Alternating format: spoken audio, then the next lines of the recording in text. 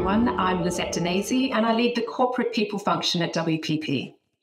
For those less familiar with us, WPP is a global creative transformation company. We work across marketing, advertising, communications, and consulting.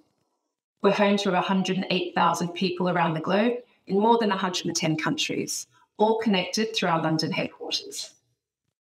Now, it's fair to say AI has moved from buzzword to boardroom priority. At WPP, it's reshaping the way we work, the way we think, and yes, the way we lead.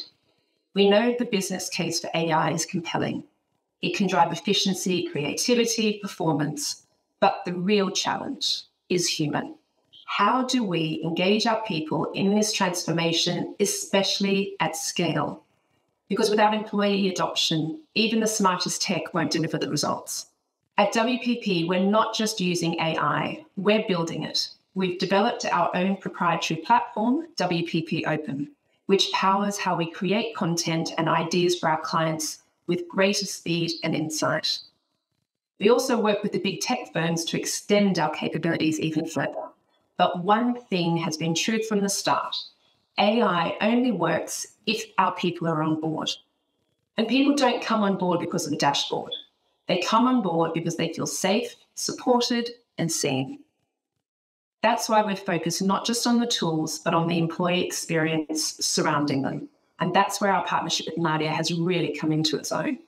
We started by listening because we knew we couldn't make assumptions. And what we heard was clear. Access to support and coaching wasn't consistent, especially in our service centres and at the junior level roles. Employees wanted help navigating ongoing change, restructures, new leadership, new tools. And they wanted clarity. How do my goals connect with the bigger picture? How do I stay focused and resilient in my day? We also agreed up front we wouldn't get everything right the first time. So we built our approach around 3 principles: listen, learn, iterate. We began our pilot involving 400 colleagues around the world across our global people team and our Malaysia-based delivery service centre. Malaysia was an intentional choice for us. It's operationally vital and culturally diverse. So it was a really strong test case for scale and localization.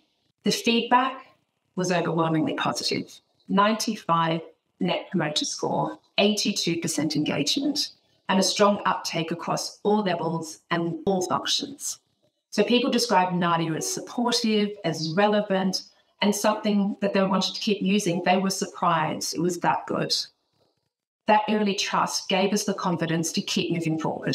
From there, we expanded and rolled out Nadia to all our global HQ people. We prioritized teams going through large-scale change, like our enterprise technology function, where we knew managers really would benefit from the coaching and the support to lead through the complexity of what was happening in business.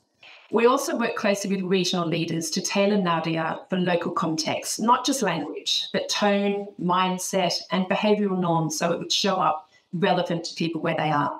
Colleagues across functions up to C-suite are using it to rehearse challenging conversations, test responses to sensitive emails, and gain clarity, all in a private, judgment-free space. In just one of several onboarding sessions, over 800 of our 1,500 employees joined in India. That kind of response only happens when something truly is resonating on the ground. We're seeing the same impact elsewhere. In Japan, for example, our CPO there shared with me that she was using Nadia to prepare for sensitive conversations around change, how helpful it's been in slowing her down, reflecting, crafting more considered responses, all in local language. This shows us that it's not just a tool for early career talent, it's something that's supporting even our most experienced leaders around the world.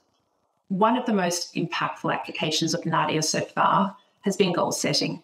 It's an area that often feels like an administrative chore that comes around once or twice a year, but we've framed it to make it useful, to have people feel energized about the goals that they're setting, feeling like they can align what they're doing to the business. Employees tell Nadia who they are, what they do, and it suggests goals tailored just to them. So what have we learnt about driving adoption? Firstly, relevance matters. We didn't roll out one generic version. We really worked with teams on the ground to tailor the experience. Secondly, the leaders matter. Our senior leaders are using Nadia and they're sharing what they've got out of it and they're sharing how they're using it with their direct reports. It's giving others the permission to try. And thirdly, storytelling. It works every time. We're showcasing and lifting up the real voices of our employees, real examples, and not shying away from the parts that may need adjusting as we move forward. We've also uncovered barriers. One of our future of work experts highlighted a growing gender gap of AI adoption in a recent conference. In early data, women already are less likely to be using AI tools, and that's concerning, often because they see it as cheating or they feel unsure how to engage with it. So we're really now focusing our work in our employee communities to address that, building confidence, breaking down myths, and ensuring we don't allow another digital divide to emerge. And we realized something else. A lot of people don't actually know what coaching is. So we're also focused on educating, not just enabling Nadia, because democratizing coaching means making it both accessible and understood. Another benefit, the insights. Because of the way Nadia works, we now have anonymized data on what our people are struggling with most and what they're actively working to improve. And what comes through loud and clear, it's not the technical skills. It's setting clear and measurable goals, communicating with clarity, and active listening.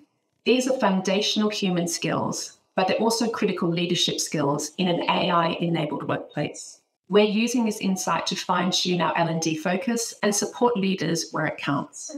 At WPP, Nadia has helped us make coaching accessible to thousands who never had it before, deliver global consistency with local nuance, and foster trust where teams learn from each other and show up with curiosity. But we know adoption isn't the same for everyone. In the UK, we've piloted a generational bridge workshop. And what became clear is that different generations adopt AI differently. Older colleagues weren't resistant, they simply hadn't been given the space and the confidence to explore. Now that's a part of our focus, to show up where it matters, across countries, across functions, genders, and generations. We're not waiting for perfect, we're learning in motion with feedback as our compass. As we look ahead, our ambition is to embed Nadia into everyday working life, not just for big events like performance management, but to help with the small, meaningful moments that define our work and our lives. But we'll try to listen, learn, and iterate every step of the way. Because transformation isn't a one-time event, it's continuous relationships between people, purpose, and possibility. And Nadia is helping us make that relationship stronger and at scale.